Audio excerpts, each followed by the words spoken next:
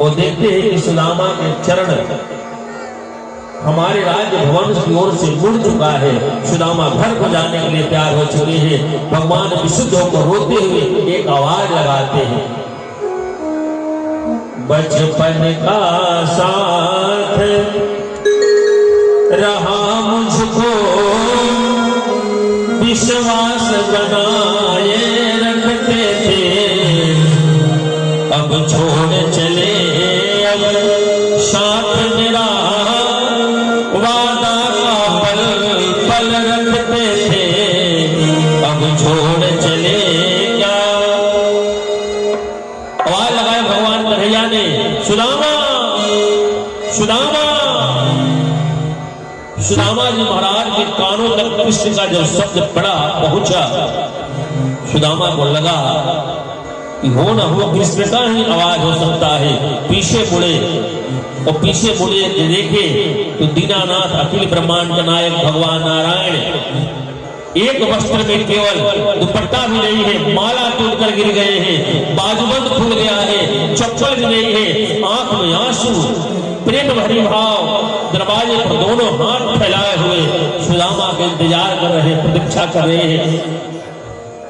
सुदामा ने जैसे कृष्ण को देखा, विकल नेत्रमण आव सुपाई, ओ नारायण छवि हृदय भाई, देख ही भाव रहे मन को जैसे, भक्त पराधीन होय विचारे, एक है भाव सो एक प्रबल प्रेम, नैन भरे निज नीर बहावे, ऐसी दशा है प्रेम वैसा है, ऐसी दशा है प्रेम वैसा है, एक ही मित्र है एक पहचाना, ओ प्रेम मिलन के पात्र रहा जग, नारायण मन ही मुस्काना।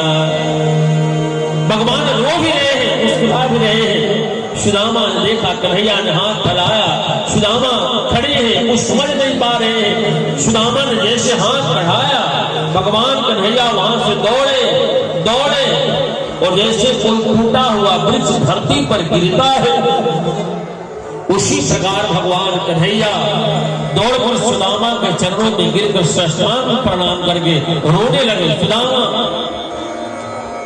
नेत्र से आंसू बह रहा है, साष्टांग प्रणाम सुदामा के चरणों में किए। आज साष्टांग प्रणाम कौन कर रहा है?